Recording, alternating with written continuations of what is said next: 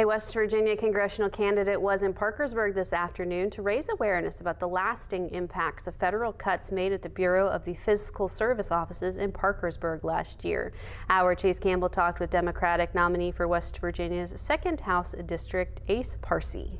Democratic nominee for West Virginia's 2nd House District, Ace Parsi, and supporters gathered outside the Bureau of the Fiscal Service building on Avery Street Tuesday afternoon. Parsi attacked the federal government's actions at the Bureau last year when the Department of Government Efficiency, or DOGE, laid off dozens of probationary employees in Parkersburg and thousands more federal employees across the nation. What happened last February was unjust then and it is unjust now. Federal workers who were laid off have since been reinstated, but had their collective bargaining rights stripped away by an executive order and are continuing to fight for those rights in court now. According to Parsi, those workers deserve better. The human beings that decided on a public service level that they wanted to serve our country by going and working in there and doing that really important job, the fact that they were mistreated, if we just let it go, then who's going to want to go back in there and work there? So they deserve accountability and they deserve an apology from our members of Congress and our elected officials who did not stand for them and still are not standing up to them for them.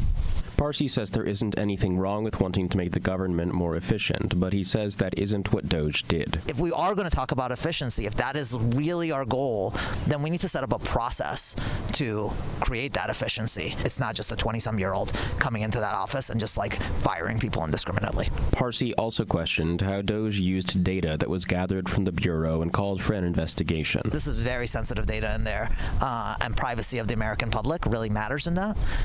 So I think that we need to, one, hold hearings to say who was in there, what data did they use, and what's the process that they use to RIF so many employees. The supporters gathered with Parsi displayed signs with slogans decrying the actions of DOGE and supporting workers and unions. Joining Parsi was Casey Petrin, a Democratic candidate for state senate in West Virginia's 3rd District.